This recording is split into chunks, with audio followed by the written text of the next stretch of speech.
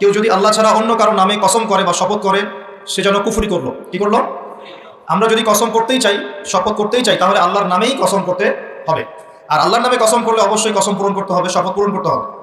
যদি পূরণ না করি কাফারা দিতে হবে, কমপক্ষে 3টা রোজা রাখতে হবে। আল্লাহ পাক তার সৃষ্টির নামে কসম করে থাকেন, যেমন আল্লাহ পাক বলেছেন ওয়া তিন ফলের কসম, বা জাইতুনের কসম। 3 ফল খেয়েছেন কখনো? জাইতুন ফল দেখেছেন? জাইতুনের তেল সম্পর্কেও হাদিসে আসছে এটা বরকতময় তেল। জাইতুনের তেল বরকতময়, এটাকে খেতে বলা হয়েছে, গায়ে ব্যবহার করতেও বলা হয়েছে। ওয়া তুরি সিনিন, আল্লাহ পাক তুর পাহাড়ের কসম করেছেন, সিনাই পর্বতের কসম করেছেন। ওয়া হাযাল বালাদিল আমিন, এই পবিত্র শহরের কসম বলতে আল্লাহ পাক মক্কার কসম করেছেন। এরকম প্রচুর কসম আল্লাহ পাক কোরআনে করেছেন, স্পেশালি আম্মা পারা যেটা আমরা বলি 30তম পারা, এই পারায় প্রচুর শপথ আপনি দেখতে পারবেন। ওয়া দুহা, দ্বিপ্রহরের কসম, ওয়াল লাইল, রাতের কসম। ঠিক আছে? কোন কোন ক্ষেত্রে আল্লাহ পাক এই মহাবিশ্বের কসমও করছেন তারকার অবস্থান স্থলে। আল্লাহ পাক বলছেন ফালা উকসিমু বিমাওয়াকি'ন নুজুম ওয়া ইন্নাহু লাকাসামুন লাউ তা'লামুন আযীম। সূরা ওয়াকিয়ার শেষের দিকে আল্লাহ পাক নক্ষত্রগুলোর অবস্থান স্থলের কসম করেছেন। কোন কোন ক্ষেত্রে আল্লাহ পাক নিজেরও কসম করেছেন, ফালা ওয়া রাব্বিক, কখনো নয় তোমার রবের শপথ করে বলছি, তোমার রবের শপথ করে বলছি, মানে আল্লাহ পাক নিজেই নিজের কসম করছেন যে ফালা ওয়া রাব্বিকা, কখনো নয় তোমার রবের কসম করে বলছি, তারা মুমিন হতে পারবে না যতক্ষণ পর্যন্ত তোমাকে হে নবী মুহাম্মদ সাল্লাল্লাহু আলাইহি ওয়াসাল্লাম তাদের মধ্যে অমীমাংসিত বিষয়ে তোমাকে ফয়সালাকারী রূপে গ্রহণ না করছে। এখানে আল্লাহ পাক নিজের কসম করছে। আল্লাহ রাব্বুল আলামিন আল কোরআনে বহু কসম করেছেন, আর এটা প্রত্যেক বুদ্ধিমান শ্রোতাই বুঝে ফেলবেন। আল্লাহ পাক যখন যে বিষয়ের কসম করেন নিঃসন্দেহে সেটা সবচেয়ে গুরুত্বপূর্ণ বিষয় হবে, তাই নয় কি? আল্লাহ পাক এখানে সময়ের কসম করছেন, মানে সময়টা আমাদের জীবনে খুবই ইম্পর্টেন্ট একটা জিনিস। সত্যি কথা বলতে আমাদের লাইফের সবচেয়ে ইম্পর্টেন্ট জিনিস হচ্ছে কি? টাইম বা সময়। আমরা যখন মায়ের গর্ভে ছিলাম এবং আমাদের বয়স ছিল 4 মাস 10 দিন, তখন আল্লাহর পক্ষ থেকে একজন ফেরেশতা এসেছিলেন, এসে মায়ের গর্ভে রূহটাকে ফুঁকে দিয়েছেন এবং 4টা বিষয় লিখে দিয়েছেন। 1 নম্বর, এই গর্ভের সন্তানের হায়াত কতটুকু হবে। 2 নম্বর, তার রিজিক কি কি হবে। 3 নম্বর, সে সৌভাগ্যবান হবে না দুর্ভাগ্যবান হবে। 4 নম্বর, সে দুনিয়াতে কি কি আমল করবে। এই 4টা বিষয় লিখে দেওয়া হয়েছে। এর মধ্যে সবচেয়ে ইম্পর্টেন্ট বিষয় হচ্ছে হায়াত, সময়, সে কতদিন বাঁচবে। হায়াতের মধ্যে বরকত হয়, কিন্তু আল্লাহ পাকের নির্ধারিত হায়াত কিন্তু বাড়েও না কমেও না। আল্লাহ পাক যে সময় নির্ধারণ করেছেন এই সময়টুকুই আমাদের দুনিয়ার হায়াত। আল্লাহ পাক নির্ধারণ করে বলেছেন লিয়াবলুয়াকুম আইয়ুকুম আহসানু আমালা। এই হায়াত মওত সৃষ্টি করার বিষয়টা হচ্ছে আল্লাহ পাক দেখতে চান দুনিয়াতে তোমাদের মধ্যে কাজে কে শ্রেষ্ঠ, কাজে কে উত্তম, আহসানকে, কাজে সেরাকে। আল্লাহ পাক দেখতে চান না আমলের মধ্যে এভারেজকে, গতানুগতিককে। আল্লাহ পাক দেখতে চান আমলের শ্রেষ্ঠকে। কাবীর মানে বড়, আকবার মানে সবচেয়ে বড়, সগীর মানে ছোট, আসগর মানে আরো অনেক ছোট, হাসান মানে হচ্ছে ভালো, উত্তম, আহসান মানে সবচেয়ে ভালো, বেস্ট ওয়ান। আল্লাহ পাক দেখতে চান লিয়াবলুয়াকুম আইয়ুকুম আহসানু আমালা, তোমাদের মধ্যে দুনিয়াতে আমলে আহসানকে। আল্লাহ পাক এভারেজ মুসলিম দেখতে চান না, এক্সেপশনাল মুসলিম দেখতে চান। আমি কি বোঝাতে পারছি? এই জন্য আল্লাহ পাক হায়াত ও মওত সৃষ্টি করেছেন এবং দুনিয়ার জীবনটা আমাদেরকে উপহার দিয়েছেন। আরেকটা উদ্দেশ্য হচ্ছে আল্লাহ পাক দেখতে চান এই কারাগারের জীবনে আমলের শ্রেষ্ঠকে এবং কে আল্লাহ পাকের বিধানগুলো মেনে চলে, এবং কারা কারা আল্লাহ পাকের জমিনের মধ্যে তার খেলাফতের দায়িত্ব পালন করে। আমরা কিন্তু আল্লাহর খলিফা, আমরা কি আল্লাহর খলিফা। আমাদের পিতাকে আল্লাহ পাক সৃষ্টি করেছিলেন পৃথিবীতে আল্লাহর খলিফা হিসেবে। আল্লাহর খলিফার কাজ কি? শুধু ইবাদত করাই খলিফার কাজ নয়। আল্লাহর খলিফার কাজ হচ্ছে আল্লাহ পাকের জমিনের মধ্যে ন্যায় বিচার প্রতিষ্ঠা করা, আল্লাহর বিধান প্রতিষ্ঠা করা। এটা আল্লাহর খলিফার কাজ। যদি পৃথিবীতে আমরা আল্লাহ পাকের বিধান প্রতিষ্ঠা না করে শয়তানের বিধান প্রতিষ্ঠা করি, তাহলে আমরা আল্লাহর খলিফা থাকবো না, শয়তানের খলিফা হয়ে যাব। আমি কি বুঝতে পারছি? আল্লাহ পাক দুনিয়ার এই কারাগারের জীবনটাতে আমাদেরকে নির্ধারিত সময় দিয়েছেন, ওয়ালা আসরি, সময়ের কসম। আরেকটা অর্থ এখান থেকে নেওয়া যায়, সেটা হলো আল্লাহ পাক সময়ের কসম করে আমাদেরকে মূলত অতীতকালের দিকে তাকাতে বলছেন। কোন দিকে? অতীতের দিকে। কোরআন খুললে আপনি দেখবেন, আমার সামনে যে কিতাব আছে আল্লাহ পাকের কিতাব আল কোরআনুল কারীম, এই কোরআনুল কারীমকে আপনি 3টা ভাগে ভাগ করতে পারবেন। একটা অংশে গিয়ে দেখবেন এখানে আছে হুকুম আহকাম, কি করা যাবে কি করা যাবে না, কি করতে হবে কি করতে হবে না। দ্বিতীয় অংশে গিয়ে আপনি পাবেন আল্লাহ রাব্বুল আলামিনের তাওহীদ, রিসালাত, আখিরাত, এই বিষয়টা পাবেন। আল্লাহ এক, মুহাম্মদ সাল্লাল্লাহু আলাইহি ওয়াসাল্লাম শেষ নবী, এবং আখিরাত, এর পরের জীবন, এর ধাপগুলো, হিসাব নিকেশ, জান্নাত জাহান্নাম, এগুলো পাবেন। আরেকটা অংশে গিয়ে আপনি পাবেন ইতিহাস। কি পাবেন? ইতিহাস, পূর্ববর্তী নবীগণের ইতিকথা পাবেন। একদম আদম আলাইহিস সালাম থেকে শুরু করে শেষ নবী মুহাম্মদ সাল্লাল্লাহু আলাইহি ওয়াসাল্লাম পর্যন্ত পুরো হিস্ট্রি আপনি কোরআনে পাবেন ইনশাআল্লাহ। আল্লাহ পাক ওয়ালা আসরি বলে আমাদেরকে একটু পিছনের দিকে তাকাতে বলছেন, একটা জিনিস লক্ষ্য করতে বলছেন। সেই জিনিসটা কি? সেই জিনিসটা হচ্ছে আল্লাহ পাক লক্ষ্য করতে বলছেন যে আদম আলাইহিস সালাম থেকে শুরু করে শেষ নবী পর্যন্ত, বলেন মুহাম্মদ রাসূলুল্লাহ সাল্লাল্লাহু আলাইহি ওয়াসাল্লাম পর্যন্ত আল্লাহ পাকের একটা কমন সুন্নত দেখা যাচ্ছে। কমন সুন্নত, সাধারণ সুন্নত। কি সুন্নত? প্রত্যেক যুগে যুগেই যারা আল্লাহ পাকের বিধান মেনেছে, তার নবীর আনুগত্য করেছে, আল্লাহ পাক সেই মুমিন মুসলিম বান্দাদেরকে দুনিয়াতেও নাজাত দিয়েছেন, পরকালেও জান্নাত দিয়েছেন। ঠিক আছে কথা? আচ্ছা, আরেকটা সুন্নত হচ্ছে প্রত্যেক যুগে যুগে আদম থেকে নিয়ে শুরু করে মুহাম্মদ সাল্লাল্লাহু আলাইহি ওয়াসাল্লাম পর্যন্ত প্রত্যেক যুগে যুগেই যে বা যারাই আল্লাহর কথা শোনে নাই, আল্লাহর বিধান মানে নাই, তার নবীর আনুগত্য করে নাই, আল্লাহ পাক দুনিয়াতেও ধ্বংস করেছেন, আখিরাতেও ধ্বংস করেছেন। এই সুন্নতটা ইতিহাসে একদম কমন। আমি এক্সাম্পল দিয়ে বোঝাচ্ছি। নূহ আলাইহিস সালামের যুগে চলে যান, একটু খেয়াল করে দেখেন, 950 বছর দাওয়াত দেওয়ার পরে মাত্র 40টা বা 80টা পরিবার ইসলাম কবুল করেছে। আল্লাহ পাক এই সারা দুনিয়ায় সেই 80টা পরিবারকেই বাঁচিয়ে রাখলেন, নিষ্কৃতি দিলেন, উদ্ধার করলেন, বাকি সবাইকে ডুবিয়ে মেরে দিলেন। আল্লাহর সুন্নাত, আল্লাহ পাকের কিছুই পরোয়া নাই। পরোয়া আছে? আচ্ছা, তারও একটু আগে যান, আদম আলাইহিস সালামের 2 ছেলে হাবিল এবং কাবিল, মনে আছে? কাবিলের কুরবানি কবুল হয় না, হাবিলেরটা কবুল হয়। তো এখানে হিংসা, এখানে কি হিংসা, পরশ্রী কাতরতা, তারটা কেন কবুল হয়, আমারটা কেন হয় না? এই হিংসার বশবর্তী হয়ে এক পর্যায়ে কাবিল হাবিলকে হত্যাই করে ফেলল, এবং সেই হত্যাকাণ্ডের সাক্ষী ছিল একটা পাখি, তার নাম কি? কাক। কাক, হ্যাঁ, জানি না কেন কাক আমাদের গায়ে পায়খানা করে দেয়, এটাই সেই কারণ নাকি আল্লাহ ভালো জানেন। খেয়াল করেছেন বিষয়টা? আসলে এটা আসলে কথার কথা, এর কারণ তো এটা নয়, আল্লাহ ভালো জানেন। বিষয়টা হচ্ছে যে কাক সাক্ষী যে আদম আলাইহিস সালাম এর 2 সন্তান, এক সন্তানকে হত্যা করার পর আরেক সন্তান মাথায় হাত দিয়ে বসে আছে, কিভাবে তার ভাইকে দাফন করবে এই জ্ঞান তার কাছে নাই। আল্লাহ পাক কাককে পাঠালেন, সে মাটি খুঁড়ে দেখালো কিভাবে দাফন করতে হয়। তার মানে শিক্ষা আমাদের চারপাশে আছে। শিক্ষা গ্রহণ করার জন্য সবসময় টেক্সট বুকের প্রয়োজন হয় না। শিক্ষা গ্রহণ করার জন্য সবসময় টেক্সট বুকের প্রয়োজন হয় না, এই ডারউইনের মতবাদের প্রয়োজন হয় না। শিক্ষা গ্রহণ করার জন্য একটু দূরদর্শিতাই যথেষ্ট। বহু মানুষ এই পৃথিবীতে বেঁচে আছেন যাদের অক্ষর জ্ঞান নাই, লিটারাল জ্ঞান নাই, কিন্তু তারা অনেক বেশি অভিজ্ঞতা সম্পন্ন আছে না? আচ্ছা, এমনকি আমাদের প্রিয় নবী মুহাম্মদ রাসূলুল্লাহ সাল্লাল্লাহু আলাইহি ওয়াসাল্লাম কিন্তু এই আক্ষরিক জ্ঞান আলিফ বা তা সা লিখতে পড়তে জানতেন না। এটা কি আপনারা জানেন? আল্লাহ পাক তাকেই শেষ নবী করেছেন, এবং আমরা তাকে বলি তিনি উম্মি। উম্মি মানে হচ্ছে অক্ষর জ্ঞানহীন। কিন্তু এই পৃথিবীর সবচাইতে জ্ঞানী মানুষ, ইতিহাসের শুরু থেকে শেষ পর্যন্ত সবচাইতে জ্ঞানী মানুষ হচ্ছে মুহাম্মদ রাসূলুল্লাহ সাল্লাল্লাহু আলাইহি ওয়াসাল্লাম। অক্ষর জ্ঞানী সবকিছু নয়। সিগনেচার করতে পারলেই এই আপনার একটা জাতি জ্ঞানী হয় না। সাক্ষরতার হার বাড়লেই একটা জাতি জ্ঞানী হয় না। একটা জাতি জ্ঞানী হয় তখন যখন তার ভিতরে আধ্যাত্মিক পরিবর্তন আসে, যখন তার ভিতরে মানবিক গুণগুলো ইনস্টল হয়, যখন সে মানবতার কল্যাণে কাজ করতে পারে, যখন সে খারাপ পথে যায় না, ন্যায়ের পথে থাকে, অন্যায়ের পথে যায় না, তখন সে ভালো হয়। অক্ষর জ্ঞান সবকিছু নয়। আর আমরা এখন পাশের হারটাকে বেশি ফোকাস করি। কত পার্সেন্ট পাশের হার, কত পার্সেন্ট শিক্ষিত, এটা বড় কথা নয়, কত পার্সেন্ট পাশের হার। পাশের হার সবকিছু নয়। একটা দেশ আছে এখনো পৃথিবীর, তার নাম ভুটান। কি নাম? বলা হয় যে পৃথিবীর সবচেয়ে সুখী দেশগুলোর মধ্যে একটা হচ্ছে ভুটান। তারা কিরকম জানেন? কৃষিকাজ করে, হ্যাঁ কৃষিকাজ করে, দিন আনে দিন খায়, চাষাবাদ করে, ফসল ফলায়, যে ফসল খাওয়া দাওয়া করার পরে যেটা বেঁচে যায় সেটা এক্সপোর্ট করে। কেউ কারোর সাথে হানাহানিতে যায় না। হ্যাঁ, ছোট ছোট ছোট পরিবার, বিভক্ত গোত্রীয়, সেখানে গোত্রীয় বিভাগ আছে, কিছু পলিটিশিয়ানরাও আছেন, কিন্তু কারোর সাথে কোনো হানাহানি কাটাকাটি এইসবে নাই তারা। পৃথিবীর সবচেয়ে সুখী দেশগুলোর তালিকায় ভুটানকে বলা হয় একটা দেশ। তো সুখী হওয়া, শিক্ষিত হওয়ার মানে এই নয় যে সবসময় আমাদেরকে অর্থনৈতিকভাবেই সমৃদ্ধি লাভ করতে হবে আর সাক্ষরতা হারই বাড়তে হবে, এটা জরুরি না। দেখুন এখানে যেটা বলতে চাচ্ছিলাম যে শিক্ষা নিলেন কাবিল কার কাছ থেকে? কাকের কাছ থেকে। এখানে একটা হাদিস মনে পড়ে যায়, শেয়ার করি। নবী সাল্লাল্লাহু আলাইহি ওয়াসাল্লাম বলেছেন এই পৃথিবীতে প্রথম হত্যাকাণ্ড সংগঠিত করেছিল কাবিল। এই জন্যই এই পৃথিবীতে যত মানুষকে অন্যায়ভাবে হত্যা করা হবে, বিনা কারণে অন্যায়ভাবে হত্যা করা হবে, এই সমস্ত খুনের যে পাপ, এই পাপের একটা অংশ কাবিলের আমল নামায় যুক্ত করা হবে। বলি নাউজুবিল্লাহ। সদকায়ে জারিয়া যেমন আছে, আরেকটা টার্ম আছে, সেটা হলো গুনাহে জারিয়া। এটা কি? একটা মাদক দ্রব্যের বার খুলেছেন, আপনি মারা যাওয়ার পরেও যদি মানুষ মাদক খেতে থাকে, কবরে শুয়ে শুয়ে গুনাহ পাবেন ইনশাআল্লাহ। একটা গান গেয়েছেন যেখানে আজে বাজে মিউজিক আছে, বা আজে বাজে শিরকি কথা আছে, কুফরি কথা আছে, মানুষকে আপনার আল্লাহ থেকে দূরে সরাচ্ছে, যত মানুষ সেই গান গাবে এবং শুনবে, আপনার মৃত্যুর পরেও কবরে শুয়ে শুয়ে সেই গুনাহ পাবেন ইনশাআল্লাহ। একজন মানুষ সিনেমা হল করেছে এবং সেখানে নগ্ন ছবি প্রদর্শন করা হয়। এখনকার বেশিরভাগ সিনেমাতেই নগ্ন ছবি দেখানো হয়, কারণ এখন অনলাইনে ঢুকলেই মনে হয় এই জগৎ সমান সমান যৌনতা, মানে এই পৃথিবীটাই মানে যৌনতা, সবখানেই যৌনতা। এমনকি একটা স্যান্ডো গেঞ্জি কিনতে যাবেন, সেখানেও দেখবেন একটা নগ্ন মেয়ের ছবি দিয়ে রেখে দিয়েছে, সব যৌনতা। তো এই যে সিনেমা হলটা করেছেন, যত মানুষ এখানে সিনেমা দেখবে, যদি আপনি মারাও যান, যত মানুষ সিনেমা দেখতে থাকবে, এই গুনার একটা অংশ আপনার কবরে অটোমেটিক ট্রান্সফার হতে থাকবে ইনশাআল্লাহ। এভাবেই যদি আপনি মাদ্রাসা করেন, যত মানুষ পড়বে, আগামীতে শিক্ষিত হবে, দিনের জ্ঞান অর্জন করে মানুষের মধ্যে দাওয়াতের কাজ করবে, সমস্ত নেক আমলের একটা অংশ আপনি পাবেন ইনশাআল্লাহ। একটা মসজিদ করেছেন, মসজিদ ইনভেস্ট করেছেন, একটা মসজিদ করে দিয়েছেন, এই মসজিদে যত মানুষ নামাজ পড়বে ইনশাআল্লাহ আপনি এর একটা নেকির ভাগিদার হবেন ইনশাআল্লাহ। আপনি একটা বই লিখেছেন অথেন্টিক সুন্দর, এই বই যত মানুষ পড়ে উপকৃত হবে, আপনি কবরে শুয়ে শুয়ে নেকি পাবেন ইনশাআল্লাহ।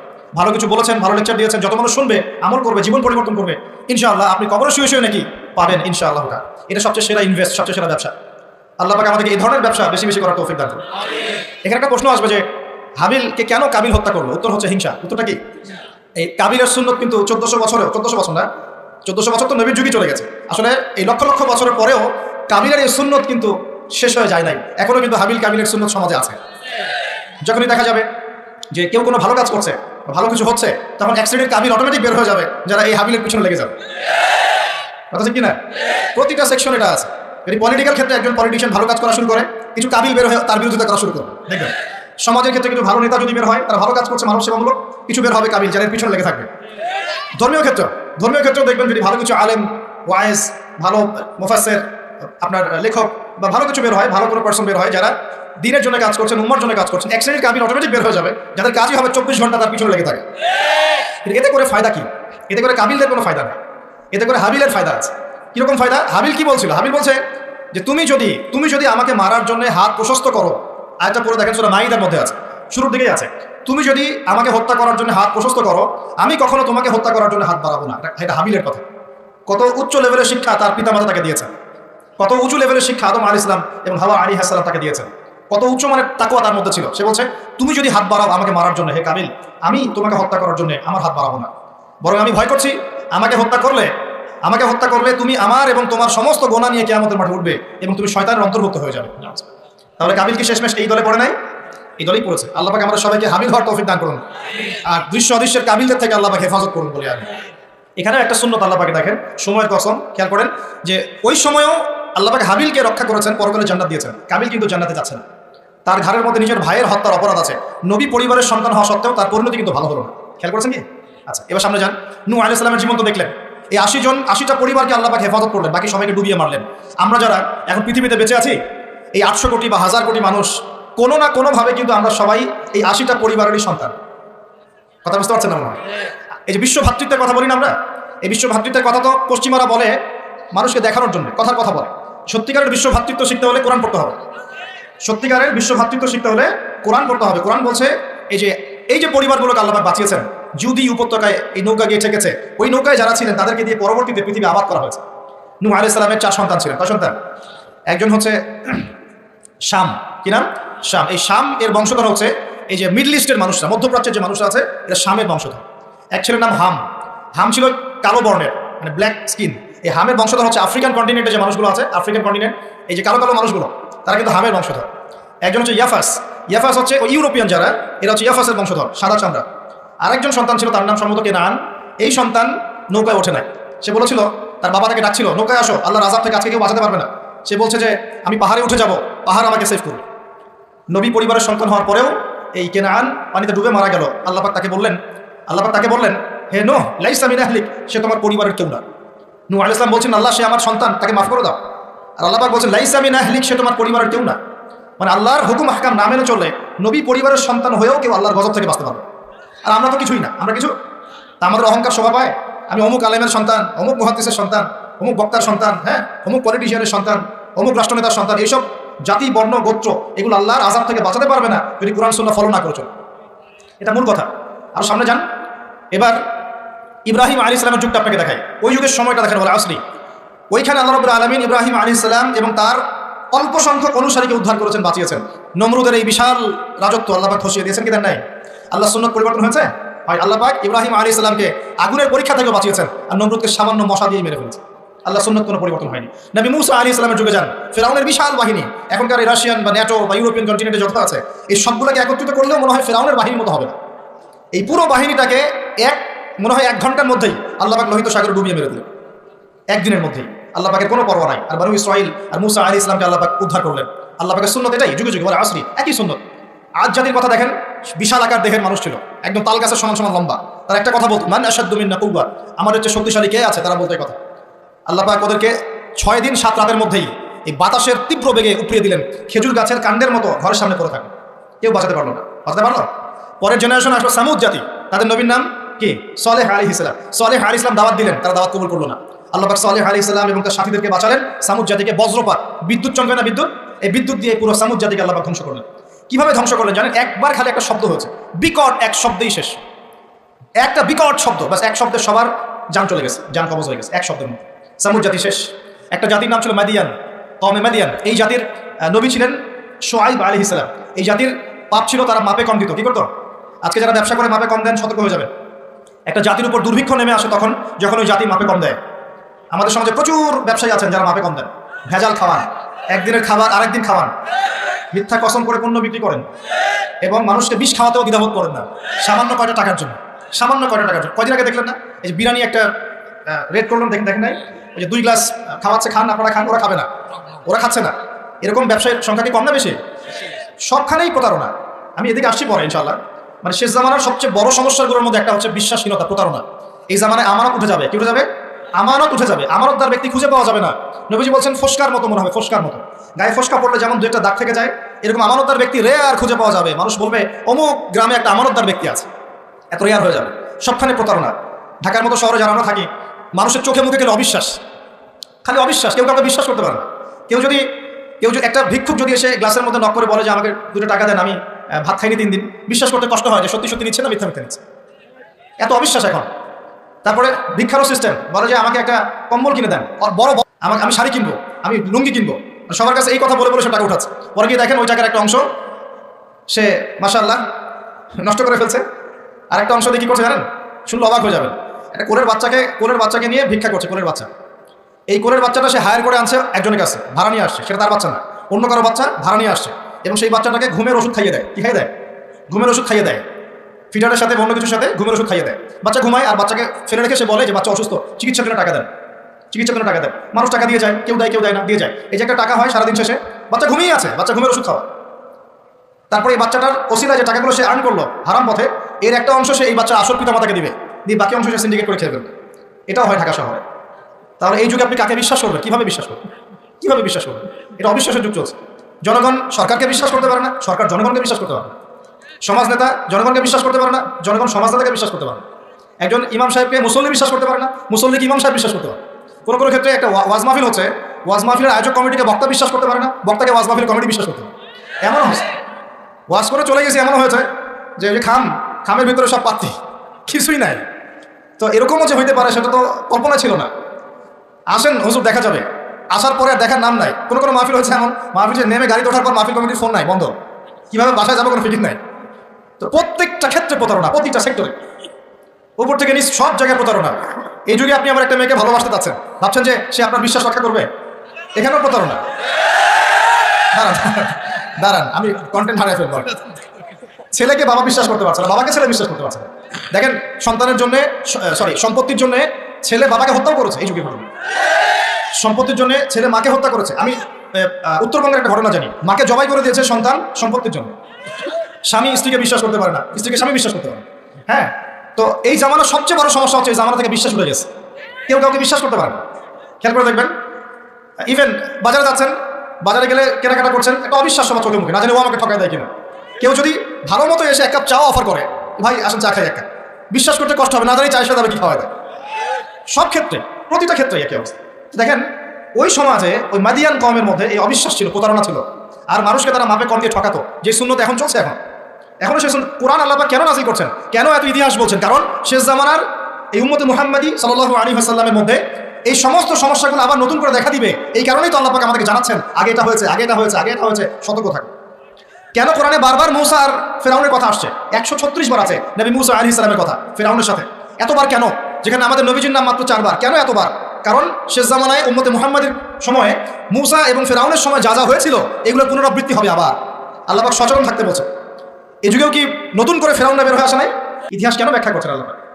বলে আসছে সময়ের কসম, সময়কে মূল্যায়ন করেন, সময়ের পিছনের দিকে তাকিয়ে দেখেন সময় কত সময় চলে আসছে। এই কমে মাদিয়ান মাপে কম দিত। আমরা যারা ব্যবসা করি আল্লাহর ওয়াস্তে মাপে কম দিবেন না। একজন সৎ ব্যবসায়ী, আমি 2টা হাদিস শোনাই, আমি তাদেরকে ভালোবেসেই বলছি, ব্যবসায়ীদেরকে আমি ভালোবাসি, কারণ তার অন্ততপক্ষে সুদের মধ্যে যাচ্ছে না। এখন ব্যবসা করে আপনি যদি হালাল ধরে রাখতে না পারেন তাহলে ব্যবসাটা বৃথা হচ্ছে। আল্লাহ পাক বলেছেন আহাল্লাহুল বাই'a ওয়া হারামা রিবা, আল্লাহ পাক ব্যবসাকে হালাল করেছেন, সুদকে হারাম করেছেন। আপনি সুদ খাচ্ছেন না, ব্যবসা করছেন, আলহামদুলিল্লাহ। কিন্তু যদি আপনি মাপে কম দেন, মিথ্যা কসম করে পণ্য বিক্রি করেন, সিন্ডিকেট করেন, মাল ইচ্ছা করে মজুত করে পরে দাম বাড়িয়ে দেন, এই যে 2 নম্বরে যদি করেন, আমাদের খেয়ানত করেন, তাহলে আপনাদের এই পাপের কারণে পুরো জাতির উপর দুর্ভিক্ষ নেমে আসবে, এটা হাদিস। আর যদি আপনি সৎ ব্যবসায়ী হতে পারেন, নবী সাল্লাল্লাহু আলাইহি ওয়াসাল্লাম বলেছেন নবীদের সাথে শহীদদের সাথে আপনার হাসর হবে ইনশাআল্লাহ। একজন সৎ ব্যবসায়ী নবীগণ শহীদগণের সাথে ইনশাআল্লাহ তাআলা কিয়ামতের মাঠে হাসর করবে ইনশাআল্লাহ। আমরা কি চাই না? আর এক শ্রেণীর মানুষকে আমি ভালোবাসি, তারা হচ্ছেন পলিটিশিয়ান। কেন ভালোবাসি? কারণ তারা অ্যাটলিস্ট কাপুরুষতার পরিচয় না দিয়ে নিজের কাঁধে দায়িত্ব নিয়ে সমাজ সংস্কার করার চেষ্টা করছে। আমাদের সমাজে 2 ধরনের মানুষ আছে, এক যারা খালি সমালোচনা করতে পারে, ভালো মন্দ কমেন্ট করতে পারে। আর এক শ্রেণীর মানুষ চ্যালেঞ্জ গ্রহণ করতে পারে যে আমি চ্যালেঞ্জ নিয়ে এটাকে পরিবর্তন করব। এই 2 শ্রেণীর মানুষ পাবেন আপনি। এক, কোনো কাজের না, সারাদিন কমেন্ট করতে পারে, এটা ভালো না, এটা ভালো, এটা খারাপ, এটা করতে হবে, ওটা, মানে এটাকে আমি নাম দিয়েছি করতে হবে গ্রুপ অফ ইন্ডাস্ট্রিজ। মানে করতে হবে, এটা করতে হবে, ওইটা করতে হবে, এটা করা উচিত, ওইটা করা উচিত। খুবই বুদ্ধিদীপ্ত মানুষেরা, কিন্তু কাপুরুষ, কারণ নিজেরা চ্যালেঞ্জ গ্রহণ করে এটা বিপদ ফেস করে সামনে যেতে পারে। আলেমদের ভুল ধরছেন, আপনি নিজে আলেম হচ্ছেন না কেন? আলেমদের অনেকে ভুল ধরছে, তা আপনি পড়াশোনা করে আলেম কেন হচ্ছেন না? সমাজ পরিচালনাকারীদের ভুল ধরছেন, সমালোচনা করছেন, আপনি সমাজ চালাচ্ছেন না কেন? রিস্ক নিচ্ছেন না কেন? দাঁড়ান আসেন এখানে। আপনি পলিটিশিয়ানদের সমালোচনা করছেন, তাহলে আপনি পলিটিশিয়ান কেন হচ্ছেন না? আপনি ইকোনমিক সেকশনের মানুষের সমালোচনা করছেন, আপনি কেন দায়িত্ব নিচ্ছেন না? কেন যোগ্যতা অর্জন করে, ঝুঁকি নিয়ে, চ্যালেঞ্জ গ্রহণ করে সমাজ পরিবর্তন করার রিস্ক নিচ্ছেন না কেন? তাহলে দুই শ্রেণীর মানুষ পাওয়া যায়, কিছু মানুষ শুধু কথাই বলতে পারে আর কিছু মানুষ কাজ করে দেখে। তো অ্যাটলিস্ট তারা কাজ করে দেখানোর জন্য বা মানুষের ভালো করার স্বার্থে তারা একটা দায়িত্ব কাঁধে নিয়েছেন। হয়তো দায়িত্বের যে ইসলামাইজেশন বা ইসলামিক দায়িত্ববোধ, এটা তাদেরকে হয়তো বোঝানো যাচ্ছে না, এটা সমস্যা। কিন্তু যদি এই দায়িত্বটাকে ইসলামাইজড করে পালন করা যায়, সমাজের কল্যাণ না কল্যাণ? একজন দায়িত্বশীল ব্যক্তি তিনি যদি কোরআন সুন্নাহর মানদণ্ডে বিচার ফয়সালা করা শুরু করেন, সমাজে কি কল্যাণ হবে না কল্যাণ হবে? তাহলে আমাদের দায়িত্ব তার কাছে দাওয়াত পেশ করা, যে কোরআন এবং সুন্নাহর মধ্যে এগুলো আছে, এগুলো মানবতার কল্যাণে, আল্লাহর ওয়াস্তে আপনি এগুলো ইমপ্লিমেন্ট করেন, ইনশাআল্লাহ তাআলা সমাজের কল্যাণ, এটা আমাদের দায়িত্ব। শেষ, বাকিটা তার উপরে। তো এখন ভালোবেসেই বলি, একটা হাদিস আছে, 7 শ্রেণীর মানুষকে আল্লাহ রাব্বুল আলামিন তার আরশের ছায়ায় ছায়া দিবেন। হাদিসটা শুনেছেন তো? 7 শ্রেণীর মানুষকে আল্লাহ পাক তার নিজের আরশের ছায়ায় ছায়া দিবেন, মানে তারা জান্নাতে যাবে ইনশাআল্লাহ। এই 7 শ্রেণীর প্রথম শ্রেণী হচ্ছে ন্যায়পরায়ণ শাসক। ন্যায়পরায়ণ শাসক, যাদেরকে আল্লাহ পাক শাসন ক্ষমতা দিয়েছেন, তারা যদি সমাজে ন্যায় বিচার প্রতিষ্ঠা করে, ইনশাআল্লাহ তারা আরশের ছায়া ছায়া। অতএব সব জায়গা থেকেই দিনের খেদমতে কাজ করার সুযোগ আছে কি নাই? আল্লাহ পাক আমাদের সবাইকে দিনের জন্য কাজ করার তৌফিক দান করুন, যে যেখানে আছি সেখান থেকে কাজ করার তৌফিক দান করুন। প্রিয় ভাইরা, এভাবে ইতিহাস বলতে থাকলে রাত 1টা বাজবে। শর্ট করছি, ঈসা আলাইহিস সালামের যুগে আসেন, ওখানে একই সুন্নত দেখবেন, অল্প মানুষ ইসলাম কবুল করেছে, আল্লাহ পাক তাদেরকে বাঁচিয়েছেন, বেশিরভাগ করে নাই, তাদেরকে আল্লাহ পাক ধ্বংস করে দিয়েছে। নবী মুহাম্মদ সাল্লাল্লাহু আলাইহি ওয়াসাল্লামের যুগে আসেন, আবু জাহেল, আবু লাহাব, উতবা, শাইবা, এদেরকে আল্লাহ পাক কিন্তু ধ্বংস করে দিয়েছেন, আর নবী সাল্লাল্লাহু আলাইহি ওয়াসাল্লাম তার সাহাবীদেরকে আল্লাহ পাক সম্মানিত করেছেন। ওয়াল আসরি, সময়ের কসম, আল্লাহ পাক দেখাচ্ছেন আমাদেরকে প্রত্যেক যুগে যুগেই, খেয়াল করেন, প্রত্যেক যুগে যুগে ইতিহাসের শুরু থেকে শেষ পর্যন্ত যারাই আল্লাহ পাকের বিধানগুলো মেনে চলবে, তার নবীর আদর্শ মেনে চলবে এবং আল্লাহর বিরুদ্ধাচরণ করবে না, ইনশাআল্লাহ আল্লাহ পাক দুনিয়াতেও সফল করবেন, পরকালেও জান্নাত দিবেন ইনশাআল্লাহ। আর প্রত্যেক যুগে যুগে যারাই আল্লাহ এবং তার রাসূলের বিরুদ্ধাচরণ করবে, নবী রাসূলের আনুগত্য করবে না, আল্লাহর বিধান মানবে না, দুনিয়াতেও ধ্বংস করবেন, পরকালে আযাব দিবেন ইনশাআল্লাহ। এই সুন্নতের কোনো ব্যতিক্রম হবে না। আল্লাহ পাক আমাদের সবাইকে এই কথাটা বোঝার তৌফিক দান করুন। এবার এই সময় বা মহাকালের কসম আল্লাহ পাক আরেকটা কারণে করেছেন, যুবক ভাই আপনি বোঝেন। এই সময় বা মহাকালের কসম আল্লাহ পাক আরো একটা কারণে করেছেন, সেটা হলো আল্লাহ পাক আমাদের হায়াতকে মূল্যায়ন করতে বলছেন। আল্লাহ পাক আমাদেরকে আমাদের হায়াতকে মূল্যায়ন করতে বলছেন। একটু চোখ বন্ধ করে রাত্রেবেলা চিন্তা করবেন, মনে করেন আপনার হায়াত 60 বছর। কত বছর? মনে করেন, ফর এক্সাম্পল, চোখ বন্ধ করবেন, আজকে বাসায় গিয়ে ঘুমানোর সময় দোয়া দরুদ পড়ে চোখটা বন্ধ করে ভাববেন, আদনান ভাই কথাটা বলে গেছে, একটু ভাবি। এই চোখ যদি ভাবতে পারেন আজকে বাসায় গিয়ে, আজকে ওয়াজ আমার সফল ইনশাআল্লাহ। এই যে 200 কিলো আসছি, আবার 200 কিলো যাবো, ইনশাআল্লাহ সফল। কি ভাববেন প্রিয় ভাই? আমিও কিন্তু তরুণ, আমি কিন্তু বুড়া হয়ে যাই নাই। বুড়া হয়ে গেছে এখনো?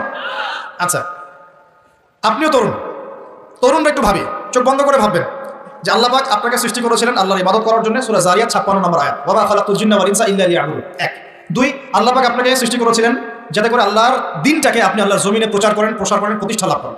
এই দুইটা আপনার কাজ ছিল। এখন আপনার বয়স হয়ে গেছে 30 বা 25, ধরে নেন যে আপনার হায়াত 60 বছর, তার মানে আপনার জীবনে বাকি আছে এখন 30 বছর।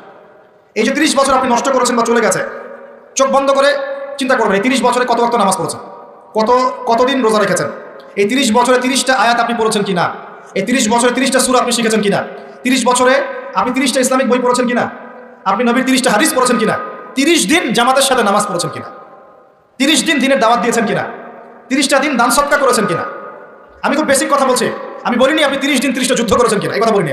আমি আপনি বেসিক কথা বলছি, একদম বেসিক প্রাইমারি কথা। আপনি 30 দিন নামাজ পড়েছেন কিনা, 30টা রোজা ঠিক মতো রাখছেন কিনা, আপনি কি 30 বার মেয়েকে দেখে চোখ নামাতে পেরেছেন কিনা, আপনি কি 30টা সূরা শিখেছেন কিনা, 30 বার আপনি কি রাসূলের জীবনী পড়েছেন কিনা, তার হাদিস পড়েছেন কিনা, আপনি কি নবী সাল্লাল্লাহু আলাইহি ওয়াসাল্লামের স্ত্রীদের নাম জানেন কিনা, তার জীবনী জানেন কিনা, আকীদা কি জিনিস আপনি জানেন কিনা, 30টা মাসলা মাসাইল আপনি বোঝেন কিনা। আপনি চিন্তা করবেন, এই একটা চিন্তা আপনার জীবনটাকে বদলে ফেলবে ইনশাআল্লাহ। এই একটা চিন্তাই যথেষ্ট আপনার জীবনকে বদলে ফেলার জন্য। এই চিন্তাটা আরেকভাবে করবেন, এটা ভাবার পরে আপনি চোখটা খুলবেন, চোখটা খুলে সাদা কাগজ নিয়ে বসবেন, উঠে বসবেন, বসে আপনি লিখবেন। এই যুবক ভাই শোনেন, বসে আপনি লিখবেন। কি লিখবেন? আপনি লিখবেন এই 30 বছরে আপনি কতগুলো গুনাহ করেছেন, মনে পড়ে কি কি। হয়তোবা, আমি দোয়া করি যেন এমনটা না হয়, তবে হয়তোবা আপনি খুঁজে পাবেন এই 30 বছরে আপনি বেনামাজি ছিলেন, হয়তোবা। দাঁড়ান, 2 আপনি হয়তো দেখবেন আপনি অনেক দিন রমজানের রোজা রাখেন নাই। আপনি দেখবেন হয়তো আপনি দান সদকা তো করেন নাই, রিকশাওয়ালাকে থাপ্পড় দিয়েছেন। আপনি হয়তো দেখবেন যে হলে সিট বুকিংয়ের জন্য হকি স্টিক নিয়ে মারামারি করেছেন। আপনি হয়তো দেখবেন যে 30 বছরে 30টা মেয়ের সাথে সম্পর্ক করা শেষ। আপনি হয়তো দেখবেন যে আপনি অলরেডি পতিতালয়ে ভিজিট করে চলে আসছেন। আপনি 30 বছরে 30 বার কমপক্ষে এই মাদকের আসরে বসেছিলেন, এবং 30 বছরের বহু সময় আপনি অনলাইনে নষ্ট করেছেন, পর্নোগ্রাফি দেখে নষ্ট করেছেন, গোপনে পাপ করেছেন, হ্যাঁ, আর অনেক কিছুই করেছেন। আপনি হয়তো খুঁজে পাবেন, মিথ্যা বলেছেন, প্রতারণা করেছেন, মাপে কম দিয়েছেন, অন্যের উপর অত্যাচার করেছেন, আপনি আপনার যৌবনকে কাজে লাগিয়ে, এই শক্তিটাকে কাজে লাগিয়ে আপনি ইসলামের বিরুদ্ধাচারণা করেছেন, হয়তো এটাও পাবেন। এই একটা চিন্তা যদি করতে পারেন, এখন আপনার সামনে এখন রাস্তা দুটা, আপনার বাকি বয়স আছে এখন 30 বছর, বলে আসলে সময়ের কসম, আপনার সময়, আপনার জীবনের সময়টাকে মূল্যায়ন করতে হবে। সময়ের কসম, হয় যদি আমার 30 বছর বাকি থাকে, এখন এই বাকি যে আছে কিনা আমিও জানি না, কেউ জানে? অনিশ্চিত পরীক্ষার হল, কেউ জানে না খাতা কখন কেড়ে নেওয়া হবে। আর এটা কারাগারের জীবন, মানে কারাগারে বসে কেউ নিজের মন গড়া পদ্ধতিতে চলতে পারে না, যেরকম রুটিন সেরকম চলতে হয়। কারাগারের জীবনে বসেই আপনি সুদ খাচ্ছেন, কারাগারে বসেই ঘুষ খাচ্ছেন, কারাগারে বসেই জেনা করছেন, কারাগারে বসেই বেনামাজি থাকছেন, কারাগারে বসেই হোয়াটসঅ্যাপে মেসেঞ্জারে মেয়েদের সাথে প্রেম করছেন, কারাগারে বসে। এটা কারাগারের জীবন। কারাগারের জীবন যদি বাকি থাকে আর 20-30 বছর, আপনার সামনে এখন রাস্তা তিনটা। এক, আপনি কি গতানুগতিক যেভাবে চলেছেন সেভাবেই শেষ করবেন জীবনটা? যদি শেষ করে দেন, তাহলে পৃথিবীর ইতিহাস থেকে আপনার নাম একদিন মুছে যাবে, আপনি একাই কবরে শুয়ে থাকবেন, আপনার আত্মা ইল্লিনে না গিয়ে সিজ্জিনে চলে যাবে, পৃথিবীর কোনো মানুষ আপনাকে মনে রাখবে না, আপনি একা একাই আযাব ভোগ করতে থাকবেন, কেউ আপনাকে বাঁচাতে আসবে না। শেষ। এবং এই আযাব একবার শুরু হলে কোনোদিনও শেষ হবে না, কোনোদিনও না, কবরেও, হাসরেও, বারজাখেও এবং আপনার জাহান্নামে। এটা একটা অপশন। 2 নম্বর অপশন, আপনি নিজেকে সংশোধন করলেন, সংশোধন করে গতানুগতিক মুসলিম হলেন। গতানুগতিক মুসলিম কেমন? হ্যাঁ, তওবা করেছি, এখন আমি মাশাআল্লাহ 5 ওয়াক্ত নামাজ টুকটাক পড়ার চেষ্টা করি, আমি মিথ্যা কথা বলি না, আমি হালাল খাওয়ার চেষ্টা করি, হ্যাঁ, আমি পার্ট টাইম কিছু দাওয়াতি কাজ করি, এবং আমি আমার পরিবার নিয়ে সুখে শান্তিতে বসবাস করার চেষ্টা করছি। আমি কোনো ঝুঁকির মধ্যে যাই না, ঝুঁকিতে যাই না আমি, মানে আমি সৎ কাজেও আদেশ করি কিন্তু ঝুঁকিতে যাই না, মানে কোনো কিছু এমন কোনো কিছু করি না যাতে আমার উপর কোনো বিপদ আসে, এটাতে আমি যাই। গতানুগতিক মুসলিম চলছে। আর একটা হচ্ছে সমাজ পরিবর্তনকারী মুসলিম। এরা কেমন? এরা নিজেরা তো জ্ঞান অর্জন করেই এবং জ্ঞান অনুযায়ী আমলও করে, তারা সৎ কাজে আদেশও করে, একই সাথে অসৎ কাজে নিষেধ করে, সত্যটাকে নির্ভীকতার সাথে, সাহসিকতার সাথে, হিকমার সাথে সবার সামনে উপস্থাপন করে, আল্লাহর কাছে দোয়া করে এবং সমাজটাকে পরিবর্তন করে ফেলার চেষ্টা করে।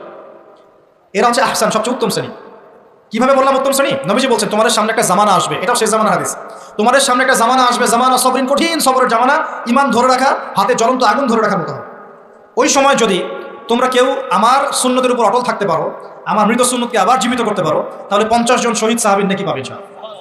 এরা সমাজ পরিবর্তনকারী মানুষ। আর ইতিহাসে যারা সমাজ পরিবর্তনকারী মানুষ, তাদের জীবনে পরতে পরতে বিপদ আপদ বালা মুসিবত আসবেই।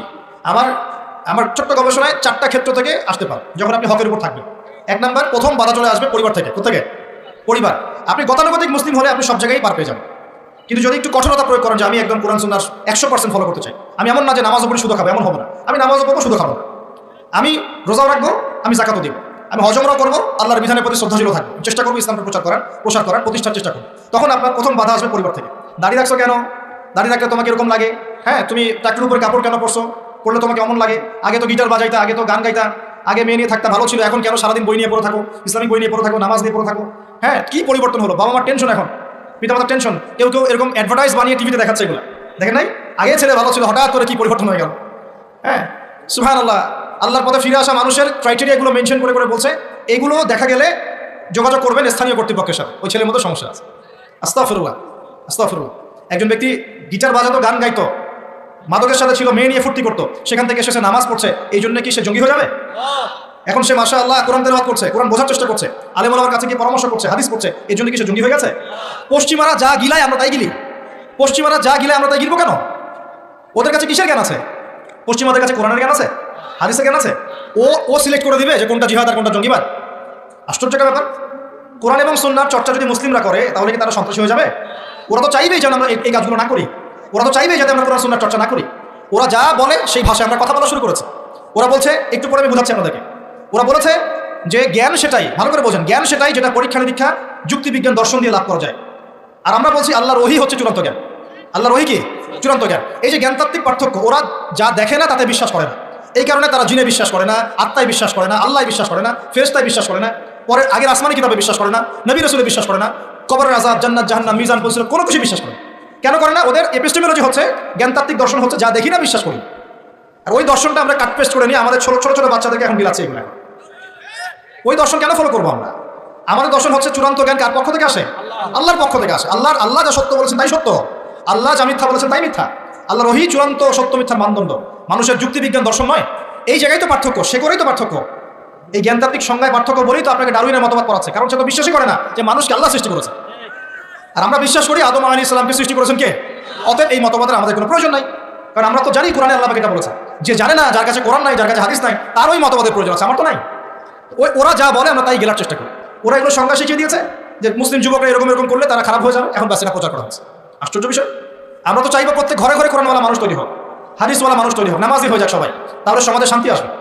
একজন নামাজি ব্যক্তি বেশি ভদ্র হয় না বেনামাজি ভদ্র হয়? বলেন। নামাজ মানুষকে শৃঙ্খলা শেখায় না? কোরআন মানুষকে মানবতা শেখায় না? কোরআন সুন্নাহর কোনো জায়গায় কি বলা আছে নিরপরাধ কোনো মানুষকে হত্যা করতে হবে?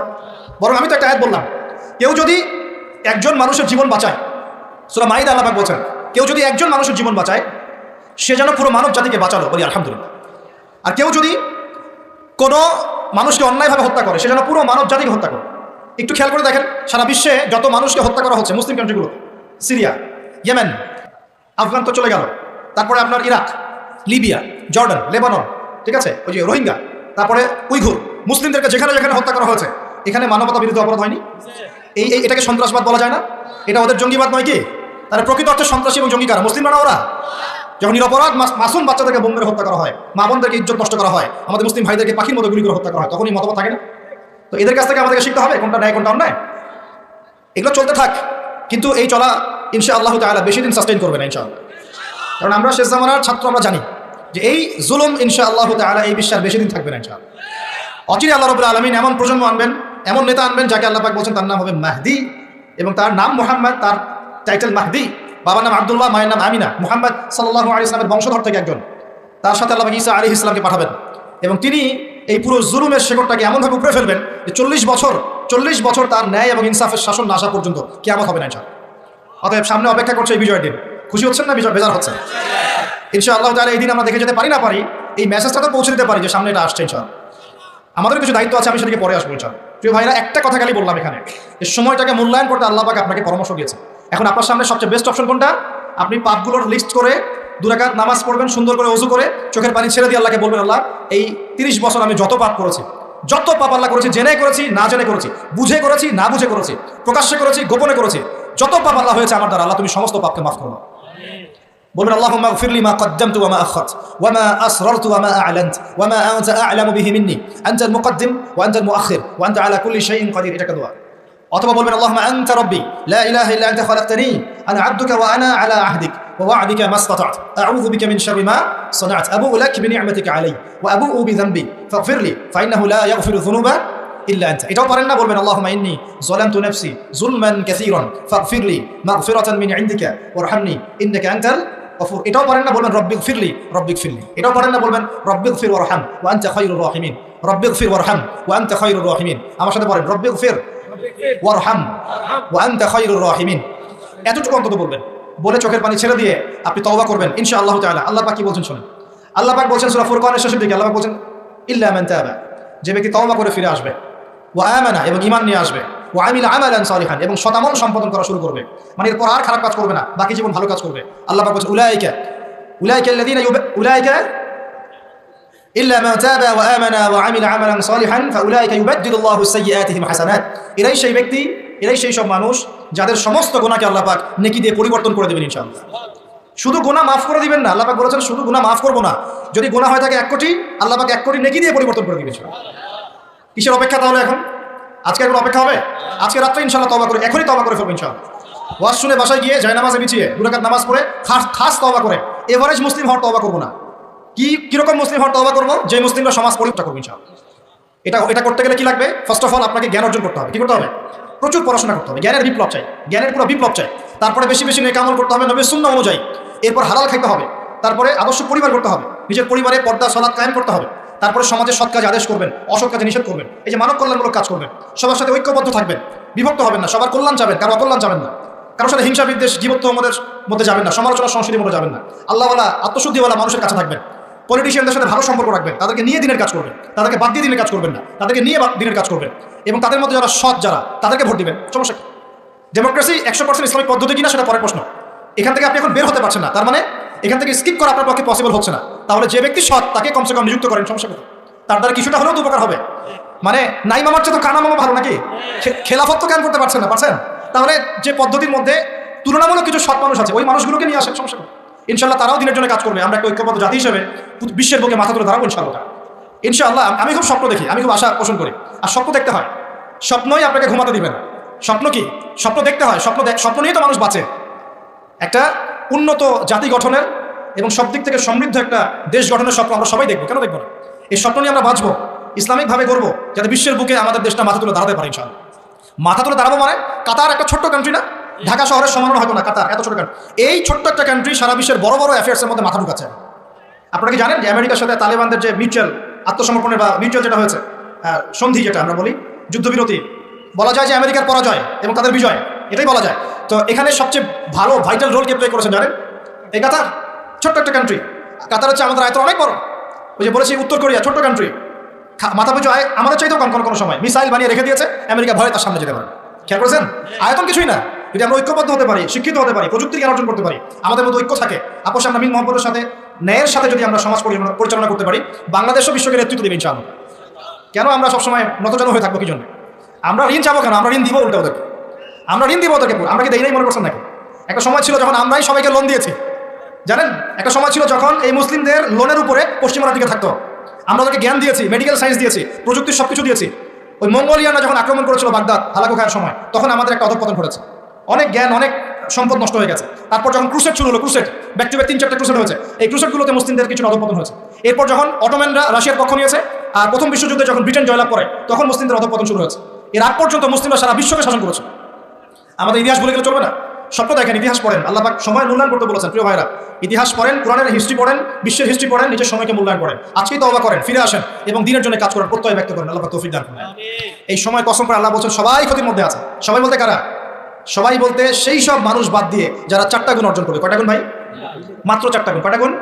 এই 4টা গুণ একসাথে অর্জন করতে পারবো ইনশাআল্লাহ? ওয়াদা করছি পারবো ইনশাআল্লাহ, চেষ্টা করবো তো ইনশাআল্লাহ।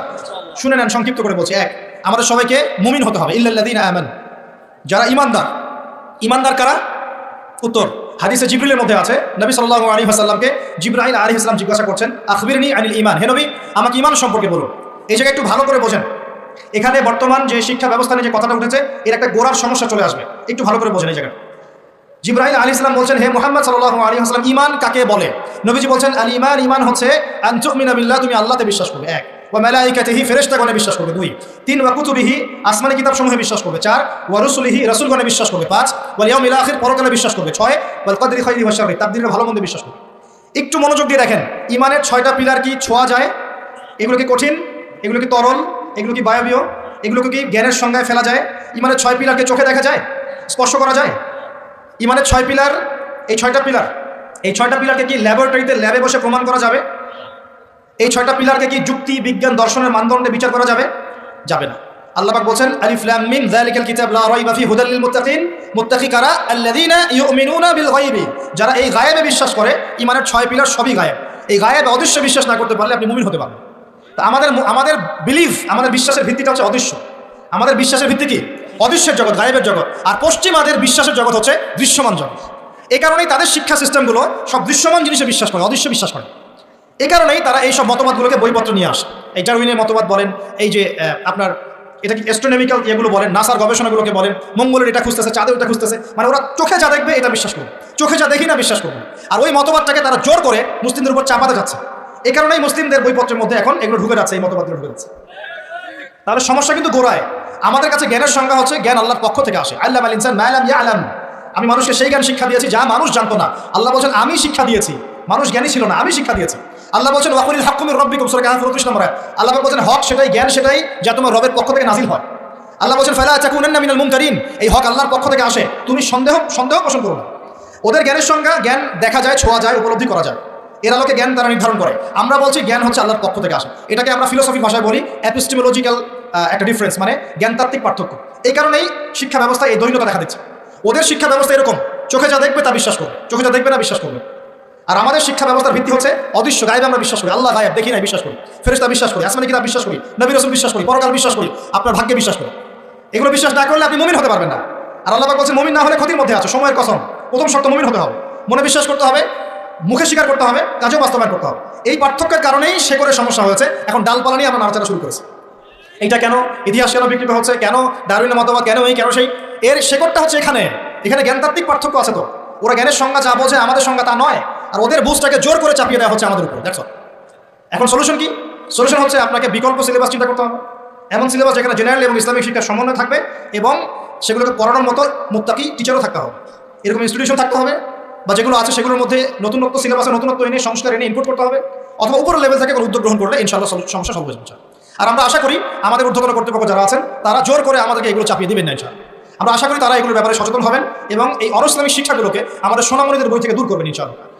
বিশ্বাস করেন, একটা বছর সময় লাগবে না, 1 বছর লাগবে না ইনশাআল্লাহ। 1 বছরের মধ্যে পুরো শিক্ষা সিস্টেমকে ঢেলে সাজানো সম্ভব। প্রত্যেক প্লে গ্রুপ থেকে শুরু করে মাস্টার্স পর্যন্ত প্রত্যেক সেকশনে জেনারেল শিক্ষার সাথে ইসলামিক শিক্ষাকে সমন্বয় করা সম্ভব। 1 বছর লাগবে না ইনশাআল্লাহ। এই সদ উদ্যোগ যদি কেউ নিতে পারে, আমি দোয়া করে আল্লাহ তৌফিক দান করব, পুরো জাতির জন্য কল্যাণকর হবে ইনশাআল্লাহ। আমার ছেলে ডক্টর হবে, হাফেজে কোরআন হবে ইনশাআল্লাহ, কি সমস্যা? হতে পারবে না? আমার ছেলে পলিটিশিয়ান হবে, সমাজকে নেতৃত্ব দিবে, সে আলেমও হবে ইনশাআল্লাহ, কি সমস্যা? একজন ইমাম সাহেব, মুফতি সাহেব, তিনি অর্থনীতির জ্ঞান রাখবেন, কি সমস্যা? কোন সমস্যা?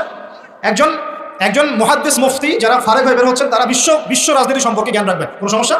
সবকিছু আমরা পড়াশোনা করতে হবে, তারপরে আমরা যে যা সেকশন ভাগ করে নিব ইনশাআল্লাহ আযজা ওয়া জাল। এখানে একটা সমস্যা, জ্ঞানতাত্ত্বিক সমস্যা। ইমানের সংজ্ঞাটা শেখেন। ইমানের সবকিছু গায়েবে বিশ্বাস, আমরা গায়েবে বিশ্বাস করি। এখন শুধু বিশ্বাস করলে কি হবে না, আমলও করতে হবে। কেউ যদি বলে আমি ইমানদার, নামাজ পড়ি না, চলবে কথা? আমি ইমানদার, যাকাত দেই না, আমি ইমানদার, রমজানের রোজা রাখি না, আমি ইমানদার, হজ করি না, আমি ইমানদার, কালিমা তাওহীদ শিরক বেদাত বুঝি না, হবে? আমাদের সবাইকে প্রকৃত ইমানদার হতে হবে। আল্লাহ পাক তৌফিক দান করুন, বলি আমিন।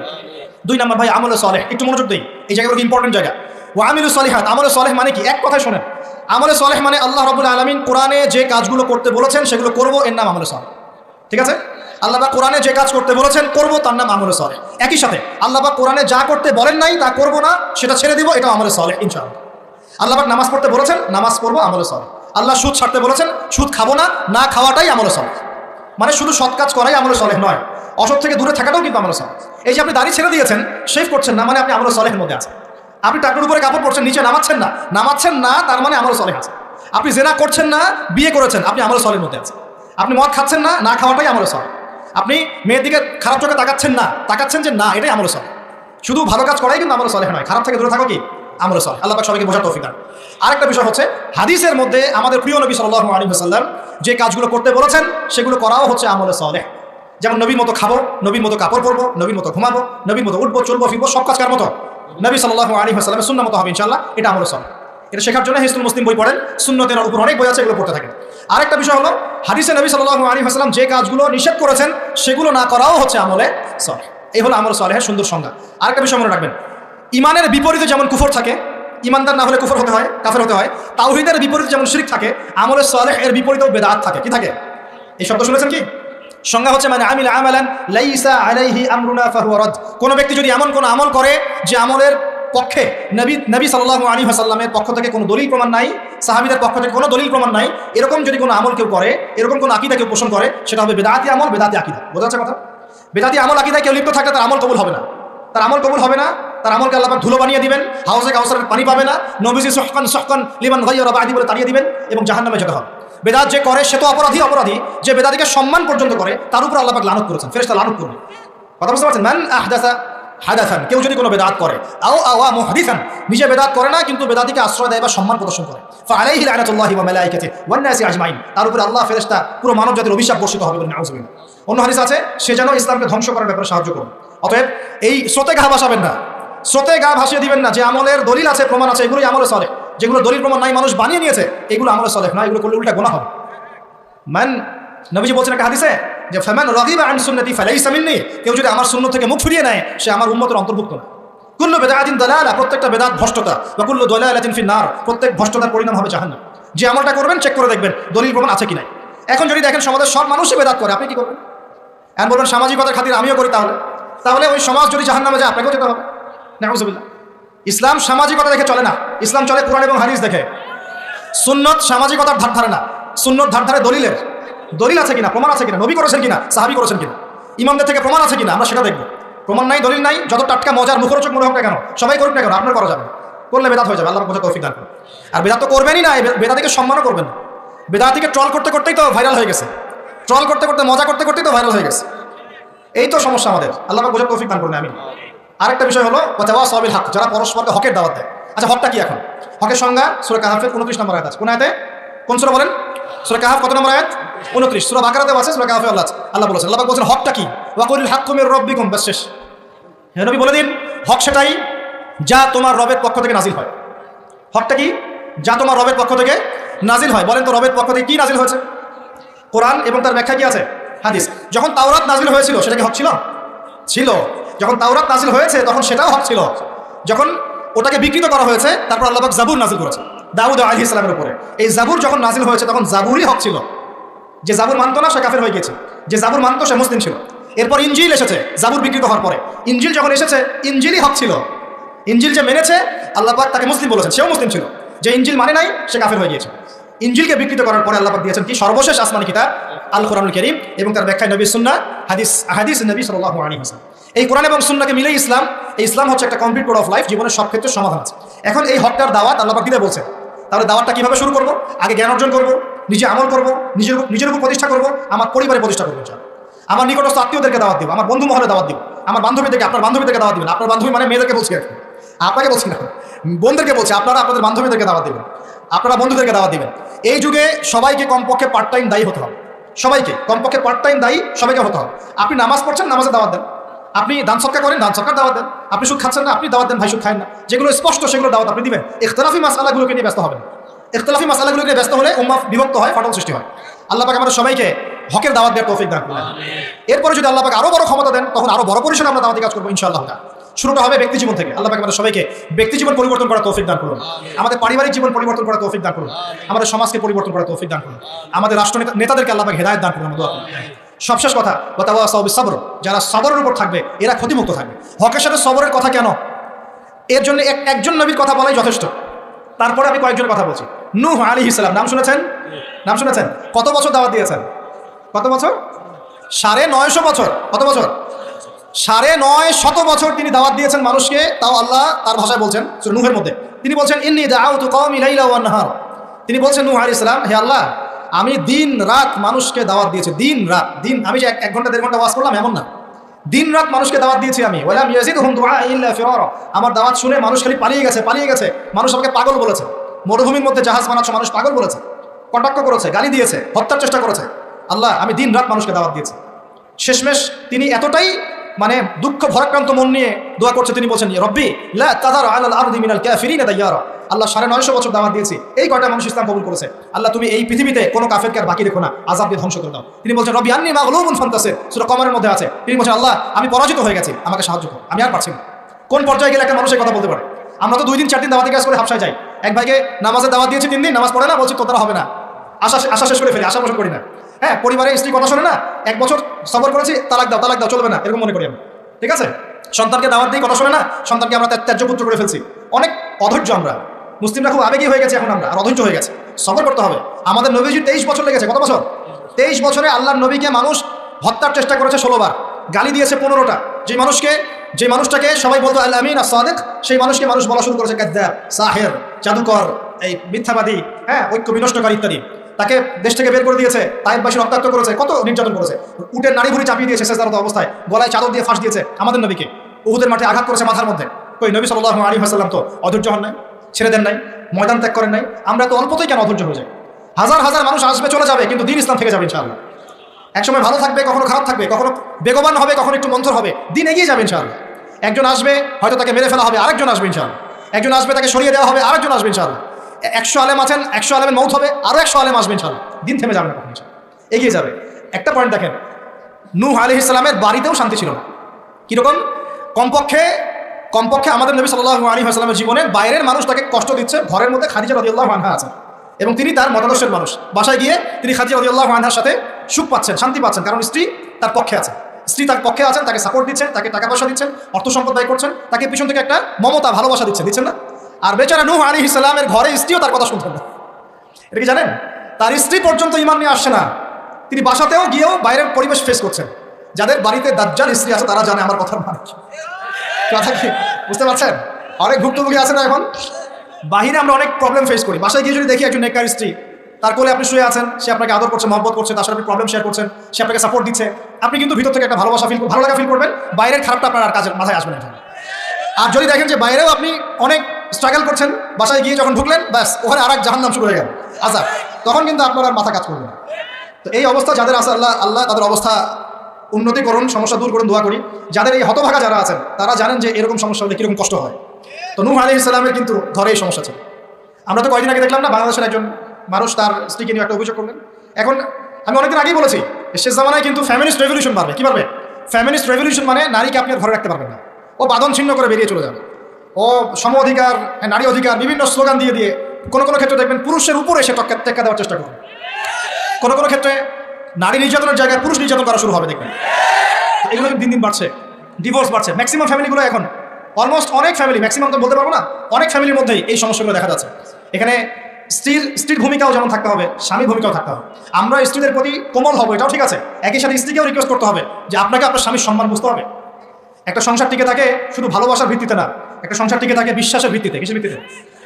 সংসারে বিশ্বাস থাকতে হবে, আমানতদারিতা থাকতে হবে, পরস্পর সম্মানবোধ থাকবে, শ্রদ্ধাবোধ থাকবে, একে অপরের প্রবলেম শেয়ার করতে হবে। এটা জরুরি না যে আপনাকে বুঝতে হবে আপনার স্বামীর সমস্যা, আপনি তার সমস্যা বুঝবেন না, এরকম স্বার্থপর চিন্তা করতে হবে না সবসময়। আপনাকেও তাকে বুঝতে হবে, সেও আপনাকে বুঝবে। খালি চিন্তা করবেন যে আমাকে সে কেন বোঝে না, তাহলে তো সমস্যা। আপনাকেও তো তাকে বুঝতে হবে। উভয়ের জায়গায় ছাড় দেওয়ার মানসিকতা না রাখলে সংসারগুলো টিকবে না। আজকে এখন সংসারগুলো ভেঙে যাচ্ছে। প্রিয় ভাইরা, একটা পয়েন্ট থেকে এখানে চলে আসছি যে নূহ আলাইহিস সালামের সংসারে কিন্তু এই সমস্যাটা ছিল। তার স্ত্রী কিন্তু ঈমান নিয়ে আসে নাই। এবং সূরা তাহরিমের মধ্যে আল্লাহ পাক বলেছেন যে জাহান্নামীদের সাথে নূহ আলাইহিস সালামের স্ত্রী এবং লূত আলাইহিস সালামের স্ত্রীও জাহান্নামে যাবে না। পক্ষান্তরে ফিরআউনের ঘরে ছিল আসিয়া, মনে আছে? এরকম ফিরআউনের মতো স্বামী যে ঘরে আছে, সে ঘরেও কিন্তু নারী জান্নাতি হতে পারে, যার দৃষ্টান্ত হচ্ছে আসিয়া। অতএব স্বামী খারাপ হলে আপনাকে খারাপ হয়ে যেতে হবে, এটাও না। ফিরআউনের ঘরে থেকেও আসিয়া আলাইহিস সালাম, আল্লাহ তাকে শান্তিতে রাখুন, জান্নাতে আল্লাহ পাক তাকে ঘর সৃষ্টি করে দিয়েছে, নির্মাণ করে দিয়েছে। নবী সাল্লাল্লাহু আলাইহি ওয়াসাল্লাম তার ঘরের ঘ্রাণ পেয়েছিলেন মেরাজের রাতে, মনে আছে? তো পরিবেশ পরিস্থিতি যেমনই হোক না কেন, পরিবারে ইসলাম ধরে রাখতে হবে। আল্লাহ সবাইকে তৌফিক ইনায়াত করুন। আর এই নবীর সবরটা দেখেন, নূহ আলাইহিস সালামের সবর দেখেন, লূত আলাইহিস সালামের সবর দেখেন, ঈসা ইবনে মারইয়ামের সবর দেখেন, মূসা আলাইহিস সালামের সবর দেখেন, আমাদের নবীর সবর দেখেন, তার সাহাবীদের সবর দেখেন। এই প্রত্যেক যুগে যুগে এই সিলসিলা চলে আসছে। হকের দাওয়াত যারাই দিয়েছে তাদেরকে সবর করতে হয়েছে। আল্লাহ পাক আমাদের সবাইকে হকের দাওয়াত দেওয়ার সাথে সাথে ধৈর্য ধরার তৌফিক দান করুন। একদিনে দিন প্রতিষ্ঠা হবে না, লেগে থাকতে হবে, ধীরে ধীরে ইনশাআল্লাহ তাআলা, আস্তে আস্তে আস্তে আস্তে এই দিন আল্লাহর জমিনের প্রত্যেক কাঁচা এবং পাকা বাড়িতে পৌঁছে যাবে ইনশাআল্লাহ তাআলা। আল্লাহ পাক আমাদের সবাইকে দিনের সেই বিজয়ের দিন দেখে যাওয়ার তৌফিক ইনায়াত করুন, সকলে বলি আমিন।